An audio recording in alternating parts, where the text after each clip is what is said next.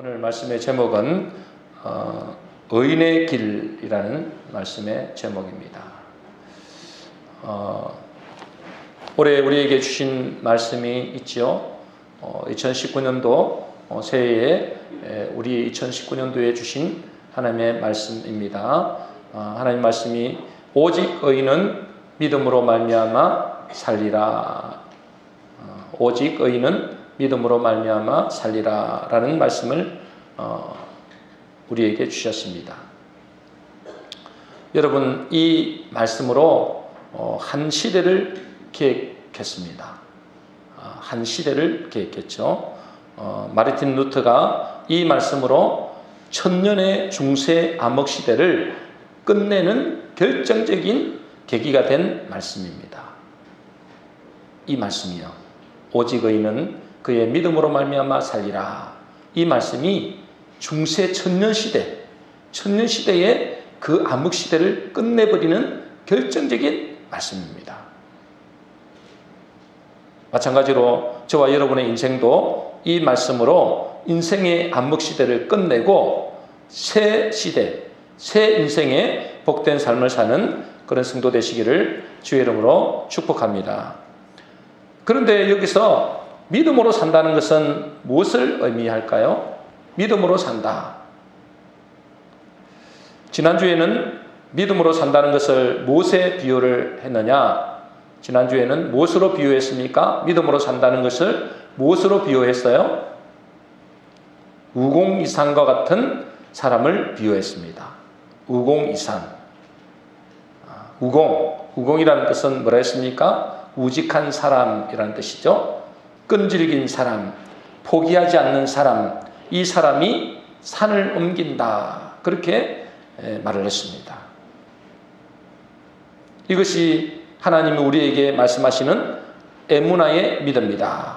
포기하지 않는 믿음, 끈질긴 믿음이다. 그렇게 말씀을 하셨습니다.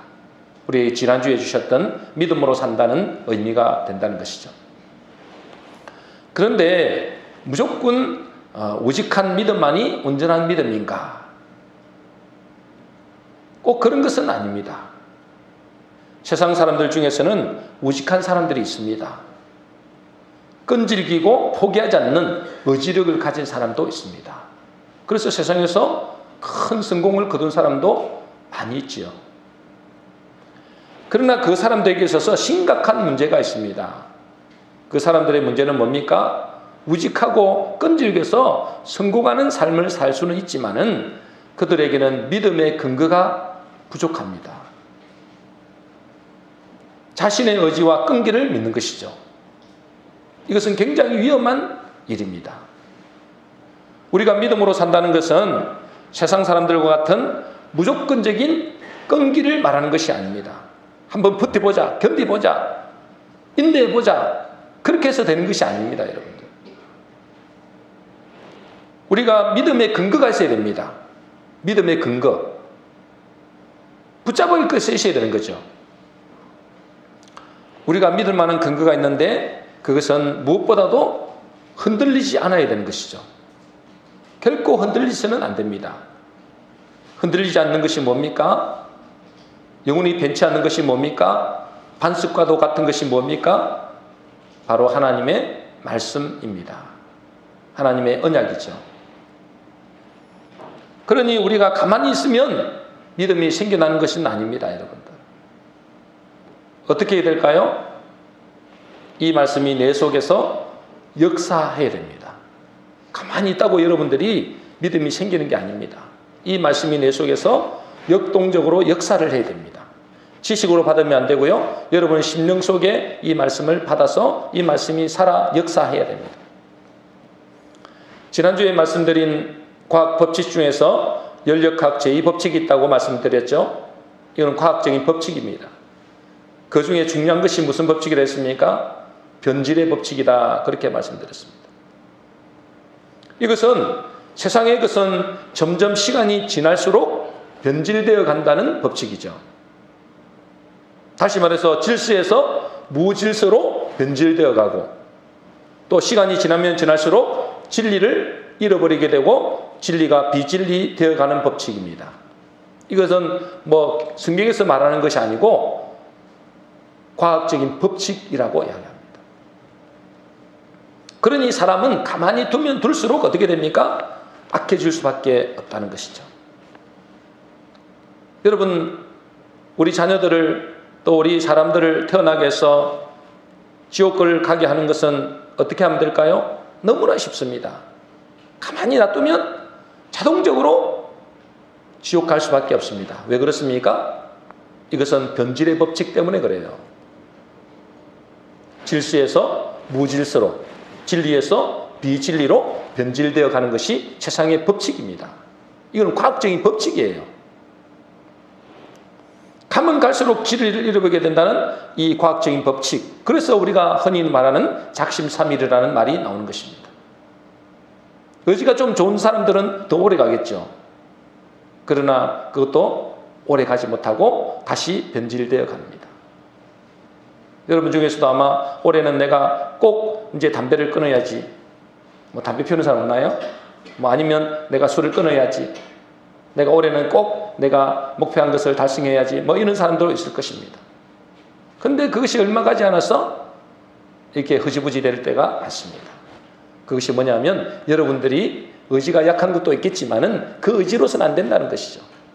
이 세상의 법칙이 그렇게 갈 수밖에 없다는 것입니다. 그래서 오늘 본문 말씀은 이렇게 말합니다. 시편 1편 1절에서 2절 말씀입니다. 두 개를 떼어놓으면 됩니다. 자, 시편 1편 1절 2절입니다. 우리 같이 읽겠습니다. 시작. 복 있는 사람은 악인들의 꾀를 따르지 아니하며 죄인들의 길에 서지 아니하며 오만한 자들의 자리에 앉지 아니하고 오직 여호와의 율법을 즐거워하여 그의 율법을 주야로 묵상하는도다. 그렇습니다. 복 있는 사람은 어떤 사람이라고요? 오직 여호와의 율법을 즐거워하여 그의 율법을 주야로 묵상하는 사람이다. 왜냐하면 이 말씀만이 우리를 세상의 흐름, 그죠? 이 세상의 타락과 물결과 지옥 갈 수밖에 없는 그 길에서 지켜주는 유일한 길이기 때문에 그렇습니다. 이 세상의 법칙을 거스를 수 있는 유일한 것이 뭐냐면 하나님의 말씀밖에 없다는 것입니다. 그렇겠죠? 뭐가 있습니까, 여러분들? 이 모든 세상의 문화와 세상의 지식과 세상의 모든 가치관들은 이 세상의 법칙에 따라 갈 수밖에 없어요. 그런데 이 세상의 법칙, 정말로 타락의 물결, 죄악의 물결, 지옥으로 갈 수밖에 없는 이 물결 속에서 거스를 수 있는 유일한 것은 말씀밖에 없다는 것입니다. 그래서 성경에 보면, 사도행전에 보면 이 말씀이 너희를 능히 든든히 세워간다 그렇게 했습니다. 그리고 히브리서에 보면 이 말씀이 이 우주 만물을 붙들고 있다 그렇게 말씀하고 있습니다. 저와 여러분들이 이 세속의 물결, 이 죄악의 물결, 이 타락의 물결에 휩쓸려 가는 데서 유일하게 막을 수 있는 것은 여러분 말씀밖에 없다는 사실을 깨달으시길 바랍니다. 그래서 복 있는 사람은 하나님의 말씀을 주야로 묵상하는 자다 그렇게 말씀합니다. 그 사람이 복 있는 사람이죠. 이 말씀을 의지하고 이 말씀을 먹고 이 말씀을 늘 묵상하는 그 사람을 성경에서는 복 있는 사람, 의인이다 그렇게 말합니다. 이런 사람은 어디에다가 뿌리를 두나요? 시편 1편 3절 오늘 본문 말씀 같이 읽겠습니다. 시작. 그는 시냇가에 심은 나무가 철을 따라 열매를 맺으며 그 잎사귀가 마르지 아니한 같으니 그가 하는 모든 일이 다 형통하리로다 그랬습니다. 그는 시냇가에 심은 나무 그랬습니다. 이 시냇가에 심은 나무는 어디에 뿌리를 두고 있느냐? 하나님의 말씀에 뿌리를 두고 있다는 것입니다. 이 말씀에 뿌리를 내리고 있는 사람은 시절을 쫓아 과실을 맺는다. 아무 때나 과실을 맺는 게 아닙니다, 여러분들. 하나님, 내가 기도하는데 하나님 말씀대로 살아가는데 왜 나에게 열매가 없습니까? 이렇게 하면 안 됩니다. 하나님의 시절을 쫓아, 다시 말해서 때를 따라 하나님께서 열매를 맺는다는 것입니다. 아니, 씨는 봄에 뿌리는데 봄이 지나가기도 전에 열매를 거둔다는 것은 말이 안 되잖아요. 하나님의 때, 하나님의 시절, 하나님께서 하시는 그 시간표에 하나님께서 절로 열매를 맺게 하신다는 것이죠. 그러나 악인은 그렇지 않다 그랬습니다. 자, 악인은 어떻습니까? 시편 1편 4절입니다. 같이 읽겠습니다. 시작. 악인들은 그렇지 아니하며 오직 바람에 나는 겨와 같도다. 그랬습니다. 악인은 어떻다고요? 바람에 나는 겨와 같다. 여러분, 지난주에 누가 의인이고 누가 악인이라고 했습니까? 여러분 기억나십니까? 누가 의인이고 누가 악인입니까? 의인은 죄 없는 사람이 의인이 아닙니다, 여러분. 이 땅에 죄 없는 사람은 누가 있겠습니까? 모든 사람이 다 죄인이라 했습니다. 그런데 하나님은 누구를 의인이라고 하느냐? 우리 지난주에 하박국에 말씀을 하셨잖아요. 누가 의인이라 했습니까? 오직 의인은 믿음으로 말미암아 산다 했는데 누가 의인이라는 거죠. 그런데 그 앞에 말씀해 보니까 어째요? 그의 마음은 교만하며 그의 마음은 정직하지 못하며 그랬잖아요. 교만한 사람이 누구냐는 거예요. 그게 악인이고 그게 죄인입니다. 그 악인이 누굽니까? 누가 악인이라고 그랬습니까? 의인의 반대가 악인이죠.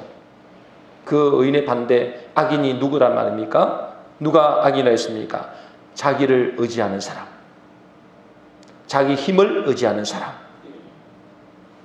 그 사람을 악인이다, 죄인이다 그렇게 말합니다. 그러니까 자기를 의지하니까 어떻습니까? 자기는 너무나 연약하거든요. 연약한 존재거든요. 그러니까 어떻게 됩니까? 오직 바람에 나는 겨와 같다. 이리 흔들리고 저리 흔들리고, 바람이 이쪽으로 불면 이쪽으로 흔들리고 저쪽으로 불면 저쪽으로 흔들리는 것입니다. 왜? 자기를 붙들고 있으니까. 그것을 보고 하나님은 악인이다 그렇게 합니다. 여러분 죄를 많이 지어서 악인이 아닙니다. 여러분이 타락해서 죄인이 아닙니다. 여러분, 하나님이 보실 때 악인과 죄인은 자기를 의지하는 사람, 자기 힘을 의지하는 사람, 그 사람이 악인이라는 것입니다. 그런데 하나님, 나는 내 자신을 의지할 수가 없습니다. 나는 오직 하나님만 의지할 수밖에 없습니다. 하나님의 약속의 말씀을 의지할 수밖에 없습니다 하는 사람을 의인 그럽니다. 저와 여러분들은 올 한 해 의인의 삶을 사시기를 주의 이름으로 축복합니다. 이런 사람은 자기를 붙잡아줄 말씀이 없으니까 이렇게 바람에 나는 겨와 같다 그런 거죠. 그래서 오늘 본 말씀의 결론을 뭐라고 하느냐? 결론은 시편 1편 6절 말씀입니다. 우리 같이 읽겠습니다. 시작. 무릇 의인들의 길은 여호와께서 인정하시나 악인들의 길은 망하리로다. 자, 하나님께서 우리에게 결론적으로 말씀하시는 것이 있습니다. 의인들의 길은 하나님께서 어떻게 하신다고요? 인정하시나. 악인들의 길은 망하리로다. 오늘 말씀의 제목이 의인들의 길입니다. 의인의 길입니다. 그러므로 우리는 모두 의인의 길로 걸어가야 됩니다. 왜? 하나님께서 여러분들을 택해서 의인으로 불러주셨기 때문에 당연히 우리는 의인의 길로 걸어가야 됩니다. 의인의 길은 무엇이라고 했다고요? 내 자신을 의지하는 것이 아니고, 나의 힘을 의지하는 것이 아니고, 하나님의 말씀을 의지하고 하나님의 말씀을 묵상하고 그 말씀에 뿌리를 내리는 사람이 의인의 길로 걸어가는 사람입니다. 그런데 그러면 그 말씀을 어떤 말씀인가가 중요합니다. 말씀을 붙잡아야 되는데, 우리가 말씀을 먹어야 되는데, 말씀에 뿌리를 내려야 되는데, 그러면 어떤 말씀을 우리가 붙잡아야 되는가? 여러분, 처음부터 이 땅에는 의인이 없습니다. 아담 이후로 모든 사람이 죄인이다 그렇게 말씀하고 있죠. 그런데 어떻게 우리가 의인이 될 수 있습니까? 하나님은 아담이 범죄할 때부터 우리에게 의인 될 수 있는 길을 열어주셨습니다. 다시 말해서 살 수 있는 길을 열어주신 거예요. 창세기 3장 15절 말씀입니다. 우리 같이 읽겠습니다. 시작. 내가 너로 여자와 원수가 되게 하고 내 후손도 여자의 후손과 원수가 되게 하리니 여자의 후손은 내 머리를 상하게 할 것이요 너는 그의 발꿈치를 상하게 할 것이니라. 여러분 읽고 있습니까? 제가 하나도 안 들리는데 귀가 안 좋아서 그런지요. 여러분들 따라 읽으시기 바랍니다. 하나님이 아담이 범죄할 때부터 우리에게 사는 길, 의인의 길을 열어주셨다는 것입니다. 그것이 뭐라고요? 창세기 3장 15절. 여인의 후손이 내 머리를 상하게 할 것이다. 다시 말해서 누가 나타난다는 거예요? 누가 나타난다는 거예요? 메시아가 나타난다라는 것입니다. 다시 말해서 그리스도를 보내주시겠다라고 약속하신 것입니다. 이 그리스도의 복음을 믿는 자들을 통해서, 이 그리스도의 복음을 받아들이는 사람, 영접하는 사람을 통해서 하나님은 의인으로 인정하겠다라는 것입니다. 우리 인간으로서는 의인이 될 수 없으니까 그분이 내 속에 들어오셔야만이 의인이 되는 것이죠. 왜? 그분만이 의인이니까. 그것을 예수님을 믿는다, 복음을 믿는다 하는 것입니다. 그 언약을 창세기 3장 15절, 다시 말해서 아담이 범죄할 때부터 이미 말씀하셨어요. 다른 길이 없어요. 여러분들이 고행을 하고 아무리 착하게 산다 할지라도 여러분들이 이제부터 산속에 들어가가지고 정말로 이 돌을 닦는다 할지라도 백면수영 30년 동안 백면수영을 한다 할지라도 여러분 절대로 안 됩니다. 그래서 백면수영했던 분이 누굽니까? 성철 스님이 그랬잖아요. 자기는 수많은 사람들을 이 지옥으로 끌고 갔다. 나는 산채로 지옥불에 떨어질 것이다. 그렇게 마지막 유언 아닌 유언을 했습니다. 여러분 그렇게 해도 되는 게 아니에요. 왜? 우리 인간은 본질적으로 죄인이기 때문에. 그래서 누가 오셔야 된다고요? 메시아가 오셔야 되는 것입니다. 그리스도가 오셔야 되는 것입니다. 근데 그 그리스도가 오신 것으로 끝나는 것이 아니라 그분을 내 마음에 모셔드릴 때, 그분을 내 마음에 믿을 때 그분이 내 안에 들어오셔서 의인이 되는 것입니다. 그 대표적인 사람들이 누구냐? 그 언약의 길을 걸었던 사람들이 누구냐? 누굽니까? 아벨이라는 사람. 아벨. 창세기 4장에 바로 나오죠? 아벨이라는 사람. 다시 말해서 아벨의 길을 걸어갔던 사람들입니다. 근데 아벨이 죽어버렸어요. 그래서 나온 사람이 누구예요? 셋입니다. 그래서 셋의 계열에 들어가는 사람들은 의인이다. 그렇게 합니다.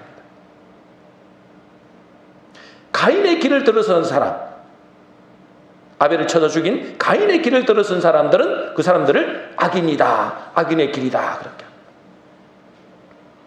가인은 어떻게 했습니까? 자기 힘을 의지해서 사는 사람들이죠. 그리고 누구입니까? 아브라함도 있고 다윗도 있습니다. 그래서 성경에 보면 아브라함과 다윗의 자손 예수 그리스도의 족보라 그렇게 합니다. 그 족보 속에 들어오는 사람, 그 셋의 후손 아브라함과 다윗의 자손 그 족보에 들어오는 사람들을 보고 의인이다 하는 것입니다. 그 사람 착하게 살아서 그런 게 아닙니다. 여러분들. 그 의인의 길에 들어선 것입니다. 아브라함의 족보 속에 들어간 것입니다. 다윗의 족보 속에 들어간 것이죠. 이 세 사람들의 다 공통점이 뭡니까? 공통점이 있습니다. 뭐죠? 메시아 사상을 갖고 있었습니다. 메시아를 기다렸습니다. 아벨은 제사를 통해서 메시아를 예표했고요. 아브라함은 뭐랬습니까? 너를 통해서 한 씨가 나타날 것이다. 씨들 안 했습니다. 씨. 여러분 씨들이 해야 되잖아요. 후손들이면 씨들이 안 했습니다. 네 씨를 통해서 천하만민이 복을 얻을 것이다. 그래서 아브라함이 그 씨를 통해서 기뻐하고 즐거워했다 그랬습니다. 나중에 그 예수님이 직접 말씀하신 거예요. 무슨 사상을 갖고 있었다고요? 메시아 사상, 메시아 언약 속에 들어간 것입니다. 그리고 다윗도 마찬가지입니다. 다윗은 뭐라 했습니까? 항상 예수님이 지나가실 때 사람들이 뭐라 했습니까? 다윗의 자손 예수여. 그렇게 합니다. 다윗을 통해서 누가 나타난다고요? 메시아가 나타날 것이다. 이 메시아 사상이 그 속에 있었던 것입니다. 로마서 3장 21절, 22절 우리 한번 읽어볼까요? 같이 읽겠습니다. 시작. 이제는 율법 외에 하나님의 한 의가 나타났으니 율법과 선지자들에게 증거를 받은 것이라. 곧 예수 그리스도를 믿음으로 말미암아 모든 믿는 자에게 미치는 하나님의 의인이 차별이 없느니라. 자, 하나님의 의 그렇죠. 그럼 또 무슨 의가 있다는 거예요? 자기들의 인간의 의가 있다는 것입니다. 인간의 의로서는 절대로 어렵게 될 수가 없다. 누구의 의가 되는 겁니까? 하나님의 의. 여러분, 하나님의 의만이 진정한 우리를 의롭게 할 수 있다. 그 하나님의 의가 뭡니까? 하나님의 한 의가 나타났다. 그것이 뭡니까? 예수 그리스도가 오셔서 그 예수 그리스도를 믿음으로 말미암아 모든 믿는 자에게 미치는 하나님의 의인이 차별이 없다. 누구든지 상관없다는 거예요. 그 사람이 살인죄든 도둑질하든 강도든 간음죄든 아무런 상관없다. 하나님께서 약속하신 이 예수 그리스도를, 이 메시아를 믿는 자들, 그 마음에 예수 그리스도를 영접한 자들에게는 하나님께서 의롭다, 의인이다, 그렇게 칭하시겠다는 거예요. 그래서 성경은 이 언약의 말씀, 이 언약의 말씀이잖아요. 이 언약의 말씀을 붙잡을 때 의인이라고 말씀하시는데, 어떤 말씀이라고요? 하나님이 보내신 메시아 그리스도의 복음을 기다리고 그 복음을 믿고 받아들이는 사람들에게 의인의 축복을 주시는 것입니다. 그런 의미에서 그리스도를 믿는 저와 여러분들에게는 복을 받을 존재가 아니라 복을 받은 존재라는 사실입니다. 여러분, 어떤 존재라고요? 복을 받을 존재가 아니고 복을 받은 존재다. 여러분, 이 사실을 믿으시기를 주의 이름으로 축복합니다. 자, 요한복음 5장 24절입니다. 우리 같이 읽어보겠습니다. 시작. 내 말을 듣고 또 나 보내신 이를 믿는 자는 영생을 얻었고 심판에 이르지 아니하나니 사망에서 생명으로 옮겼느니라. 자, 내 말을 듣고, 예수님의 말씀이죠. 나 보내신 이를 믿는 자, 하나님을 믿는 거죠. 영생을 어떻게 한다고요? 얻었다. 이미 얻었다라는 것입니다. 그리고 뭐요? 사망에서 생명으로 옮겼다. 앞으로 옮길 것이다. 아닙니다. 옮겼다. 그러면 저와 여러분들은 지금 어디에 있습니까? 사망 가운데 있습니까? 생명 가운데 있습니까? 대답을 못했어요. 여러분은 사망 가운데 있습니까? 생명 가운데 있습니까? 생명 가운데 있는 줄로 믿습니다. 아니, 제가 말씀드린 게 아니잖아요. 내 말을 듣고 또 나 보내신 이 예수 그리스도를 믿는 자들에게는 얻었다라고 되어 있어요. 뭘 믿으실래요, 여러분들? 여러분 자신을 보지 마시기 바랍니다. 하나님의 법이 선포를 한 거예요. 여러분, 예전에는 내가 어디에 있었습니까? 예전에는 세상 사람들처럼 사망 가운데 있었죠. 사망 가운데 있었습니다. 그래서 성경은 이렇게 말합니다. 너희 허물과 죄로 죽었던 너희를 살리셨다. 살리셨다. 우리가 사망 가운데 놓였었지만 이 복음의 말씀을 듣고 하나님이 보내신 예수 그리스도를 믿음으로 영생을 얻었을 뿐 아니라 나는 지금 어디 가운데 있다고요? 생명 가운데 있다. 여러분, 내가 생명 가운데 있어? 이거는 뭘 의미하는 거죠? 자꾸만 자기를 보는 것입니다. 자기를 바라보니까 내가 생명 가운데 있는 게 맞아 그럽니다. 여러분, 하나님의 법입니다. 여러분, 그 나라에서도 법이 있잖아요. 나라에서 법이 있잖아요. 나라에서 예를 들어서 우리 이 문재인 대통령이 너무나 인심을 써가지고 한 가정당 1,000만 원씩을 올해는 드리겠습니다. 다음 주 1,000만 원을 드리겠습니다. 아니 1억을 준다 할까요? 그냥 선심 써죠. 1억을 준다. 이게 해가지고 이 국무회의를 통과하고 국회를 통과했습니다. 법이 선포된 것입니다. 자, 여러분들 모든 사람입니다. 그게 감옥에 있던 이게 집에 있던 어떤 사람 상관없습니다. 모든 사람에게 그 가정에 1억을 주겠다. 이 법이 통과됐어요. 그런데 감옥에 있는 사람은 어떨까요? 설마 내 같은 것에게 이것을 주겠어? 그 사람은 못 받는 것입니다. 법입니다. 법. 동사무소에 가면 준다 했으면 동사무소에 가면 받으면 됩니다. 법입니다. 그 사람이 죄를 많이 지었건 죄를 지었지 않은 건 상관없습니다, 여러분들. 그 사람이 무슨 진보주의든 보수주의든 상관없습니다. 법이기 때문에. 여러분 뭘 믿으시랍니까? 내 자신을 보니까 내가 설마 나라에서 주겠어? 못 받습니다, 그 사람은. 하나님께서 뭐라 하셨다고요? 누구든지 나를 보내신 자 예수 그리스도를 믿는 자들에게는 뭘 주시겠다고요? 영생을 주셨고 사망에서 생명으로 옮겼다. 그 법이에요, 법. 이것은 믿는 자에게만 해당될 줄로 믿습니다. 안 믿으면 그림의 떡이에요. 나라에서 1억을 주든 10억을 주든 여러분과는 전혀 상관이 없습니다. 하나님의 법이 이렇게 말씀하셨어요. 여러분 세상은 같은 하늘 아래에 있지만은 두 세계가 공존하고 있습니다. 하늘나라에 속한 사람들이 있고요. 여전히 세상 나라에 속한 사람들이 있죠.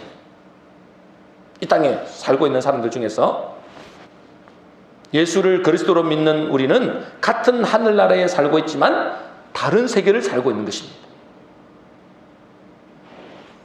이 세상 나라에 속한 사람들을 보고 하나님은 죽은 자들이다 그렇게 말하고 있습니다. 이들에게서는 무슨 냄새가 날까요? 여러분 죽은 자들에게는 무슨 냄새가 나요? 시체의 냄새가 나는 것입니다. 썩은 시체의 냄새가 나는 것입니다. 사망의 냄새, 썩은 시체의 냄새, 진동하는 것입니다. 여러분 세상의 사람들을 보세요. 얼마나 세상에 더러운 것들이 많습니까? 아마 냄새로 따진다면 아마 지옥에서 나는 냄새일 것입니다. 그렇지 않겠어요? 여러분 세상에 사는 사람들은 이런 악취가 나는 것입니다. 지옥의 냄새, 죽음의 냄새, 지옥에서 나는 악취 이런 것이 나타납니다. 여러분 우리가 잘 보면 아시잖아요. 얼마나 더러운지 모릅니다. 세상 사람들. 그러나 우리는 어디 가운데 있다고요? 생명 가운데 있다. 그러므로 어떤 향기가 나야 될까요? 생명의 향기가 나야 정상입니다. 이것이 그리스도의 향기, 성령의 향기가 난다라고 하는 것이죠. 고린도후서 2장 15절 16절 먼저 15절부터 읽어보겠습니다. 같이 읽겠습니다. 시작. 우리는 구원을 얻은 사람들에게나 멸망을 당하는 사람들에게나 하나님 앞에서 그리스도의 향기입니다. 자 16절입니다. 시작. 그러나 멸망을 당하는 사람들에게는 죽음에 이르게 하는 죽음의 냄새가 되고 구원을 얻는 사람들에게는 생명에 이르게 하는 생명의 향기가 됩니다. 우리를 뭐라고 한다고요? 구원받은 우리를 보고 뭐라 한다고요? 그리스도의 향기 그럽니다. 또 생명의 향기 그럽니다. 이게 정상이라는 거예요. 여러분들 구원받은 백성으로서 무슨 냄새가 나야 정상이라고요? 그리스도의 향기, 생명의 향기가 나야 정상이라는 것입니다. 여러분은 과연 그리스도의 향기, 생명의 향기를 바라고 있습니까? 아니면 그것을 감추고 있습니까? 여러분 감추고 있어요, 여러분들. 저는 요즘에 자꾸 묵상하는 것이 뭐냐면 갈라디아 2장 20절 말씀입니다. 우리 갈라디아 2장 20절 잘 아시지만 우리 다시 한번 읽어보겠습니다. 같이 읽겠습니다. 시작. 내가 그리스도와 함께 십자가에 못 박혔나니 그런즉 이제는 내가 사는 것이 아니요 오직 내 안에 그리스도께서 사시는 것이라. 이제 내가 육체 가운데 사는 것은 하나님의 아들을 믿는 믿음 안에서 사는 것이라. 자, 여러분들 보세요. 하나님께서 뭐라고 말씀하시느냐? 내가 죽고 내 안에 누가 산다고요? 그리스도가 산다. 그렇게 말씀하시는 겁니다. 나는 죽었대요. 나의 그 냄새 나는 죄악의 냄새, 지옥의 냄새 나는 그것은 죽었대요. 그리고 내 안에 누가 산다고요? 그리스도가 산다. 이것은 내 자신이 느낌이 그런 게 아니에요. 내가 느낌으로 그래 내 안에 그리스도가 사는 거 맞아. 내 안에 역시 내 느낌에 내 감정으로 볼 때 내 모습을 보니까 틀림없이 내 안에 그리스도가 사는 거 맞아. 이렇게 한 거 아닙니다, 여러분들. 내 느낌으로 보면 아니에요. 내가 감정으로 이렇게 내 자신의 모습을 보면 아니에요. 하나님의 말씀에 하나님의 말씀에 예수 믿는 우리에게 그리스도가 산다라고 말씀하시는 것입니다. 하나님의 말씀에. 그래서 나는 이제 내 느낌, 내 행위, 내 감정을 믿지 않고 하나님의 말씀을 믿기로 결정한 것입니다. 그럼 결정한 거예요. 저는 내 감정, 내 느낌을 믿어서 내 속에 그리스도가 산다 이렇게 말하지 않습니다. 하나님의 말씀이 너는 죽었다. 이 속에 그리스도가 산다. 그것이 크든 작든 저는 말씀을 믿습니다. 내 자신을 보면 절대 그런 모습이 나타날 수 없겠지만 하나님의 말씀이 그렇게 말씀하셨으니 나는 내 속에 그리스도가 산다.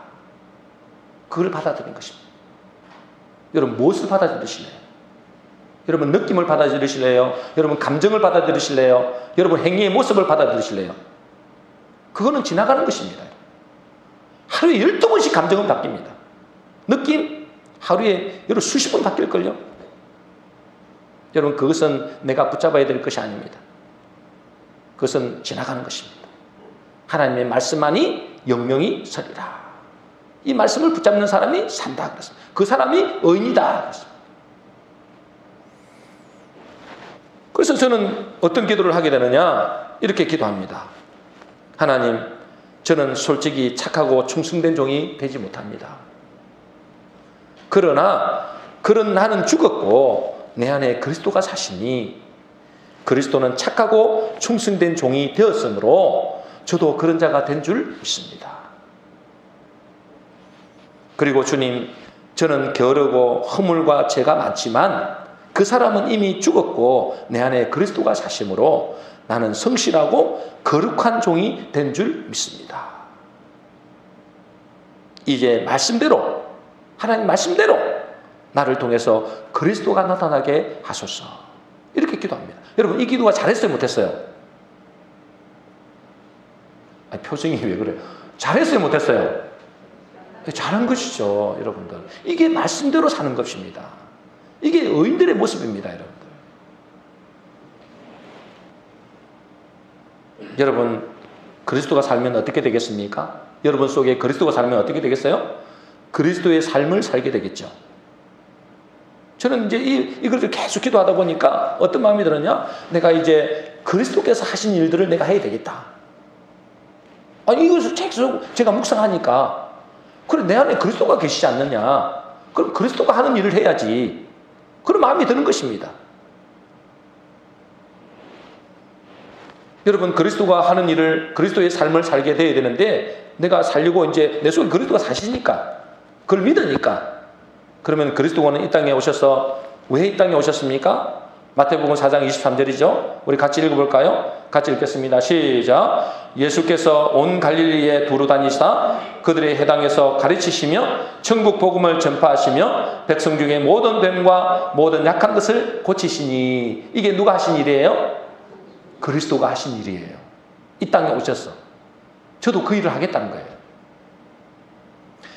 가르치러 오셨고 복음을 전파하러 오셨고 모든 병과 모든 약한 것을 고치러 오셨습니다. 당연히 내 속에 그분이 계시다면 이 일을 하겠죠. 아니 할 겁니다. 앞으로도 저는 그래 할 거예요. 잘 안 될 수 있겠지만 그리스도의 그 씨앗이 작아서 많은 일을 못 할 수는 있겠지만 점점 자라면 어떻게 될까요? 내가 그리스도와 하나가 되겠죠. 그리스도가 내가 되겠죠. 이제 우리도 사실상 동일하게 이 일을 해야 되고 또 할 수 있는 것입니다. 왜냐하면 내 안에 그리스도가 살기 때문에 그렇습니다. 제가 이번 주 수요일 날 우리 여보 안수사님께 여쭈었습니다. 어떻게 여쭈었느냐? 안수사님은 이 그리스도의 사역인 복음을 전파하고 가르치고 치유하는 일을 할 수 있겠습니까? 제가 여쭤봤어요. 여보 안수사님께. 제가 그랬습니다. 충분히 할 수 있습니다. 아마 이곳에서는 하기 힘들 거예요. 아마 할 수는 있지만 할 수 있는 것도 있고 못하는 거 있겠죠. 그러나 예를 들어서 우리 요마 안수사님을 아마존 정글이나 아프리카 밀림이나 이렇게 선교사로 보냈다고 생각해 보세요. 아마 그곳에서는 예수님이 하신 일을 우리 안수사님도 동일하게 할 수 있을 거예요. 실제로 그런 분들이 너무나 많아요. 그러면 지금은 왜 우리는 이 그리스도의 사역을 제대로 못하느냐? 왜 이곳에서는 제대로 못하느냐? 일단 내가 그리스도가 내 안에 사는 것을 잘 몰라요. 여러분들 잘 모르잖아요. 그걸 아시길 바랍니다. 일단은 내가 내 안에 그리스도가 사는 걸 잘 모르고, 또 이곳, 우리가 사는 이곳은 그리스도 외에 다른 그리스도가 너무 많아요. 무슨 말이냐면 사람들은 돈이 그리스도라고 생각해요. 그리스도라고. 돈이 구원자라고 생각하죠. 또 의사와 약이 그리스도입니다. 그러니 여기서는 그리스도가 있기 때문에, 자기들의 그리스도가 있기 때문에 그리스도 이야기를 해도 하나님께서 일하신, 예수님께서 일하신 그 능력이 안 나타나는 것입니다. 실제로 예수님 있잖아요. 자기 마을들, 자기 고향, 자기가 살았던 마을에 가서는 기적을 일으키지 못했어요. 많이. 왜 그럴까요? 어제도 제가 그 말씀을 읽었거든요. 이 사람들이 자기와 같이 산 사람이라고 예수님이 어릴 때부터 봐왔잖아요. 그러니 이 예수님을 안 믿는 거예요. 안 믿으니 어째요? 예수님을 그리스도로 안 믿으니 이 기적이, 능력이 나타나지 않는 것입니다. 여러분들 다 아마 저 밀림이나 선교사로 간다 그러면 여러분 예수님이 하신 그대로 여러분도 하실 수 있을 것입니다. 왜? 여러분 속에 그리스도가 계시기 때문에 그렇습니다. 그런데 이곳에는 잘 안 돼요. 왜? 다른 그리스도가 많기 때문에. 아프면 병원에 가지 뭐. 이렇게 됩니다. 돈만 있으면 다 되는데 뭐. 그리스도가 뭐 때문에 필요해. 이렇게 나오는 것입니다. 그래서 안 되는 것입니다. 여러분, 내 안에 그리스도가 사신다는 이 사실을 알고 내가 점점 그리스도와 하나 되어져서 그리스도가 사는 삶을 사는 것을 보고 신앙생활이다, 그렇게 합니다. 내 안에 그리스도가 살고 어떻게 된다고요? 내 안에 그리스도 사는 것을 알고, 그리고 뭐요? 점점 내가 그리스도와 하나 되는 것, 그리스도의 삶을 사는 것, 그걸 보고 신앙생활이다. 요한복음 17장 21절입니다. 예수님이 이렇게 기도했어요. 같이 읽겠습니다. 시작. 아버지여, 아버지께서 내 안에, 내가 아버지 안에 있는 것 같이 그들도 다 하나가 되어 우리 안에 있게 하사 세상으로 아버지께서 나를 보내신 것을 믿게 하옵소서. 이게 예수님의 우리를 향한 기도예요. 어떤 기도했다고요? 하나님께서 내 안에, 예수님 안에 계시고 내가 아버지 안에 있는 것 같이 저들도, 우리를 보고 말하는 거죠. 저들도 어째요? 다 하나가 되어서서 우리 안에 있게 해 주십시오. 그러니까 저와 여러분, 예수님은 어떤 분일까요? 하나님이 그에게 충만했고요. 그가 하나님 안에 있는 거예요. 그러니까 하나님과 예수님과는 하나죠. 그러니까 하나님이 하신 일들을 행하신 것입니다.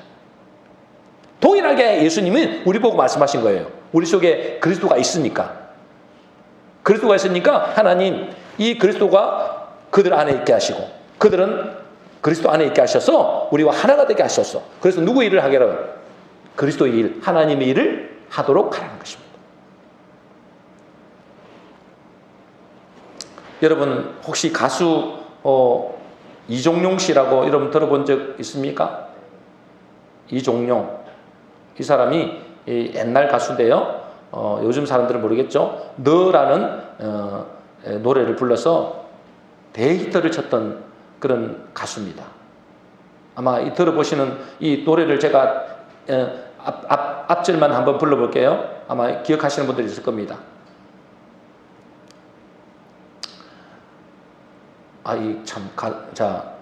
불러볼게요. 낙엽 지던 그 숲속에 파란 바닷가에 떨리던 손 잡아주던 너. 더 안 하겠습니다. 대충 아시겠죠? 이 노래 들어보시죠? 다 아마 젊은 애들 빼고는 아마 다 들어보실 거예요. 이게 대박 쳤습니다. 그때 당시에. 그죠? 이종용이라는 가수는 내가 몰랐는데 이 너라는 이 노래는 알았어요. 너무나 저도 즐겨 불렀던 노래였어요. 근데 이분이 옛날에 대마초 사건, 무슨 마약 사건 이래가지고요, 막 이렇게 막 감옥에도 가고 아마 그랬던 타락했던 인생을 살았던가 봐요. 근데 이분이 어느 날 이제 예수님을 만나고 믿게 된 것이죠. 근데 이분이 예수를 믿어도 여전히 술하고 담배를 끊지 못했답니다. 그런데 어느 날 이분에게 배역이 들어왔어요. 어떤 배역이 들어왔냐니까 뮤지컬 배역을 맡았는데, 노래를 잘하니까 뮤지컬 배역을 맡았는데 슈퍼스타 지저스 크라이스트, 이 배역을 맡은 겁니다. 주인공으로. 예수님 역을 맡은 거죠. 근데 이분이 이제 이 배역에 대한 욕심이 있으니까 어떻게 하면 이 예수 그리스도 이 역할을 제대로 할까, 이렇게 소화를 잘할 수 있을까, 어떻게 하면 이 배역을 잘 감당할 수 있을까, 그렇게 고민하다가 이분이 예수 그리스도를 좀 더 잘 알아야 되겠다. 그래서 그때부터 뭐 했냐면 이 사복음서 있잖아요. 예수님이 나오는 이 사복음서를 줄기차게 읽었대요. 엄청나게 많이 읽었대요. 그리고 이분이 있잖아요. 그때부터 이 사복음서에 나오는 예수님처럼 말하고, 예수님처럼 생각하고, 예수님처럼 살려고 노력했다는 거예요.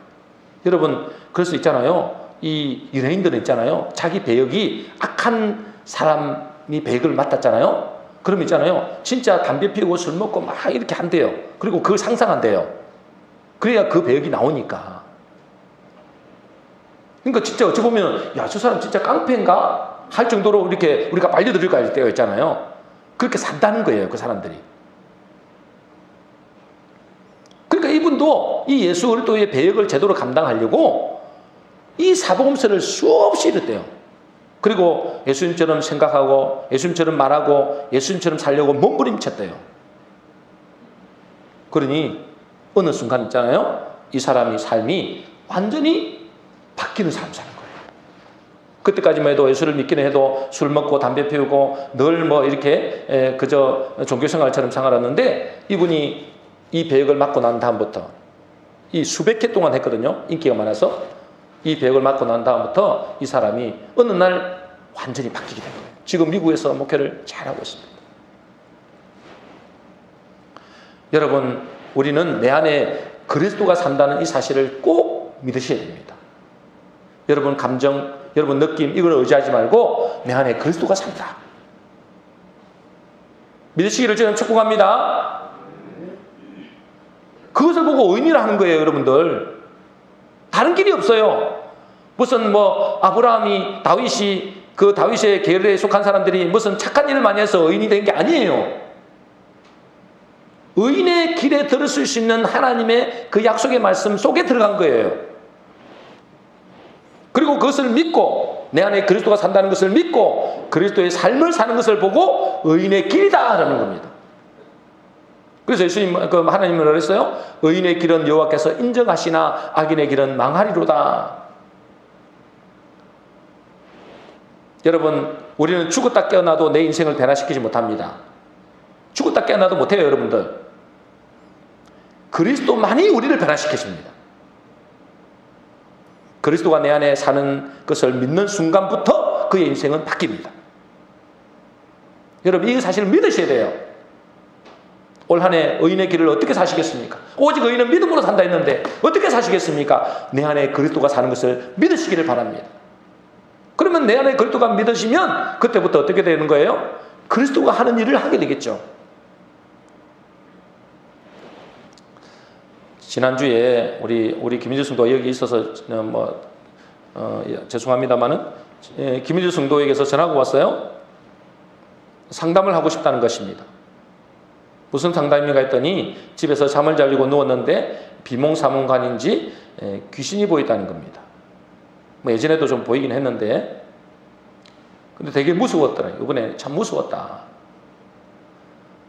그래서 목사님 나중에 기도원에 같이 가줄 수 있겠느냐 그렇게 말을 하더라고요. 뭐 그래서 얼마든지 가줄 수 있죠. 그런데 문제는 뭐냐면 솔직히 기도원 간다고 이 문제가 해결되는 게 아닙니다. 문제는 예전에 제가 귀신 들린 청년을 고친 적이 있거든요. 제가 말씀을 드렸잖아요. 제가 무슨 능력이 있어서 그 귀신을 쫓아낸 게 아니에요. 그때 딱 두 가지가 있었습니다. 첫 번째는 뭐냐면 내 속에 나는 하나님의 자녀다.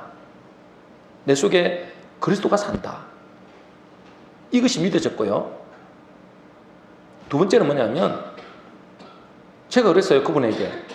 그분이 우리 얼마나 답답했으면 그때 제가 집사였는데 우리 집에까지 예배드리러 왔더라고요. 그 애를 끌고. 그 애는 뭐 정신없죠. 진짜 그 애가 그렇게 착한 애인데 그 입에서 어떻게 그렇게 욕이 나오는지 모르겠어요. 귀신 들렸으니까 그렇겠죠.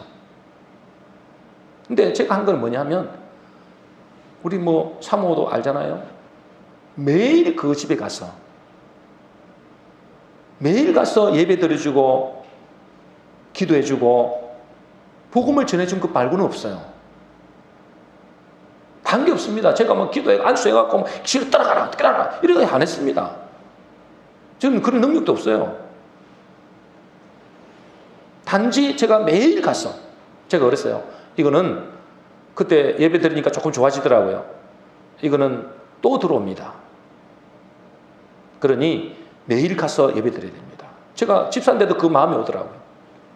그래서 그 집에 제가 퇴근하고 나면 10시가 됐든 11시가 됐든 갔어요. 기다려요. 왜 답답하니까 자기 아들이 지금 대학생인데 귀신 들려갖고 지금 헛소리하고 있으니 얼마나 답답하겠습니까? 집사인데도 불구하고 살려달라고 온 거예요. 내가 가서 한 건 아무것도 없습니다. 내 속에 그리스도가 계시다는 사실을 알고 그를 위해서 기도해주고 예배 드려주고 그곳에서 찬양하고 복음의 말씀을 전해준 것밖에 없습니다. 그런데 제가 딱 3주 됐는데 그 친구가 치유가 되더라고요. 딱 3주 됐어요. 매일. 인지승도도 마찬가지입니다. 우리 인지승도가 그렇다고 정신 문제 있는 건 아니지만은 이게 보인다는 건 영적으로 약하다는 거거든요. 근데 한편으로는 또 기회가 될 수 있습니다. 왜? 정상이 드러난 것은 치유할 수 있는 기회가 되기 때문에. 그 친구도 그 청년 있잖아요. 그 청년도 정상이 드러난 것 뿐이에요. 스트레스 많이 받아가지고. 그러니까 드러났으니까 어째요? 고쳐달라고. 만일에 드러나지 않았으면 어떻게 됐을까요? 그냥 그대로 안고 가는 겁니다. 근데 교회는 다니겠죠. 그러다가 지옥 가는 겁니다, 나중에. 그런데 드러났으니까 치유가 되는 것입니다. 우리 인지성도도 지금 이제 조금 드러나는 거죠. 하나님께서 일하실 시간표가 된 것입니다. 근데 어떻게 해서 된다고요? 절대 신비주의 한다고 되는 게 아닙니다. 어제 제가 우리 목사님을 이번 주에 만났거든요. 제 친구 목사님을. 그분의 동생이 자기 동생이죠. 동생이 이런 영적인 문제가 심각했어요. 한국에 있는 유명하다는 교회는 다 다니고 유명하다는 목사들 다 불렀고 부모님이 그거 고쳐보려고 되는 것 같아도 안 되더랍니다. 결국은 죽었어요. 그분이 지금도 이제 정신 문제 있는 사람을 고치러 다니거든요. 그분이 고쳐 다니기보다는 이제 도와달라 해서 뭐밖에 안 하면 가서 예배 드린다는 거예요. 저처럼 예배 드려주는데 공황장애가 치유가 되고 이런 것들이 일어난다는 거예요. 정확한 복음을 전해주고 예배 드려주면 된다는 거예요. 여러분, 우리 인지승도도 복음 대신 그리스도가 그 안에 들어가고 그리스도가 내 안에 계시다는 분명한 사실을 믿고 또 그 말씀대로 그 말씀을 붙잡고 살아가게 되면 귀신은 절대로 역사할 수 없습니다. 여러분, 귀신을 내가 안수하고 능력 있는 목사를 안수한다고 돌아간다고요? 천만의 말씀입니다. 제가 그런 교회에 몇 년을 있었습니다. 한 사람도 치유 안 됐어요. 다시 돌아와요. 더 악해져요.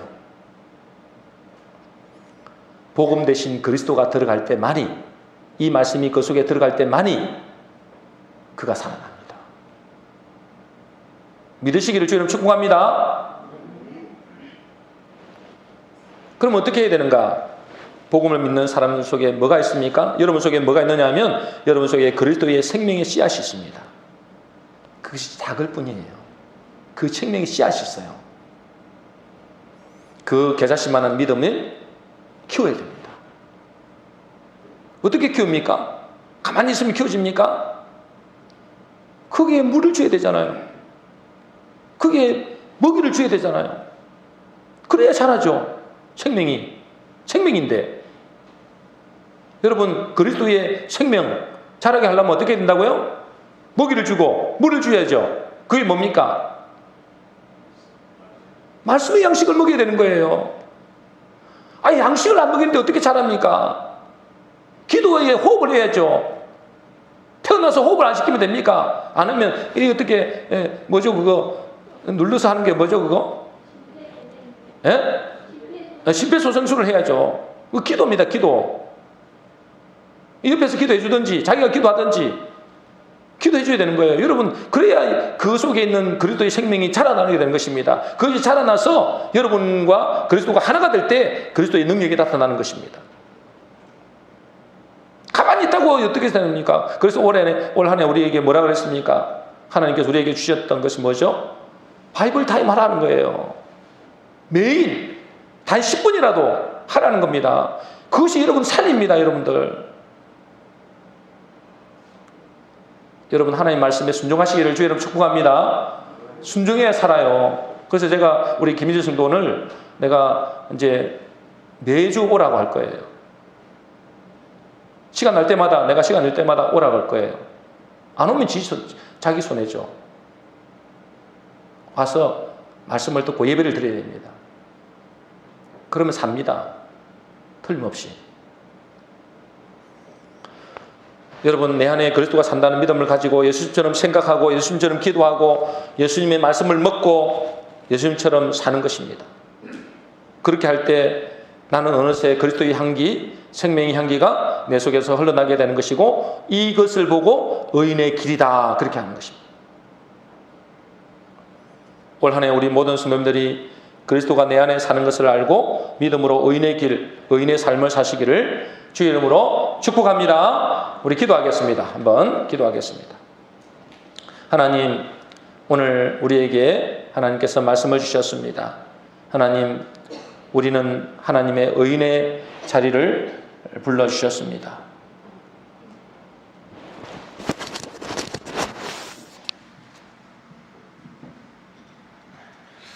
죄송해요. 녹음기 때문에 제가 좀 이거는